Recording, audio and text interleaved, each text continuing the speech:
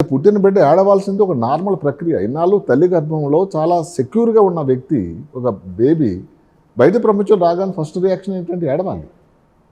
ఏడవకపోతే ఆ తర్వాత ఏదో సిలిండర్లో పెడతారు, దానికి ఏదో ఛాంబర్లో పెడతారు, అవన్నీ చేస్తారు.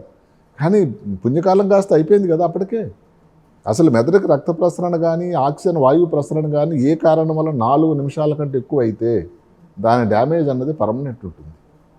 ఇలాగ పుట్టిపోయి ఎవరిని భయపెట్టాల్సిన ప్రయత్నం కాకపోయినా దీని ప్రభావం తర్వాత ఉంటుంది.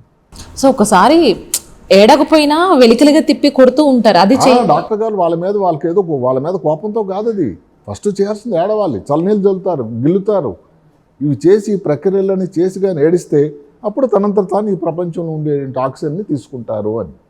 అది కానీ జరగకపోతే ఆ ఛాంబర్లో పెట్టాల్సి ఉంటుంది. అది ఎన్ని రోజులు పెట్టాల్సి ఉంటుంది, ఇంకా రకరకాలు. అక్కడి నుంచే మొదలవుతుంది ఆ ప్రయాణం. అంటే ఛాంబర్లో పెట్టిన పిల్లలందరికీ ప్రమాదం అని కాదు, అక్కడ రికవర్ అయ్యేదానికి మరి ఎన్ని రోజులు దాన్ని బట్టి ఉంటుంది కదా. అది జరిగింది. ఆ తర్వాత ఎర్లీ చైల్డ్హుడ్, సరే పిల్లాడు నడుస్తున్నాడు, బాగుంది, ఇమీడియట్గా ప్రాబ్లం లేదు. ఇంటి దగ్గర ఉండేటువంటి వాతావరణం సేమ్ ఇందాక చెప్పుకున్నట్టు తల్లిదండ్రులు కానీ మనస్పర్ధలు కానీ రోజు చూస్తూ ఉంటే ఎఫెక్ట్ ఎంతో పడుతుంది. వాళ్ళకి లెర్నింగ్లో కానీ జ్ఞాపశక్తిలో కానీ అసలు చదువు మీద ఇంట్రెస్ట్ కానీ తక్కువ ఉంటుంది.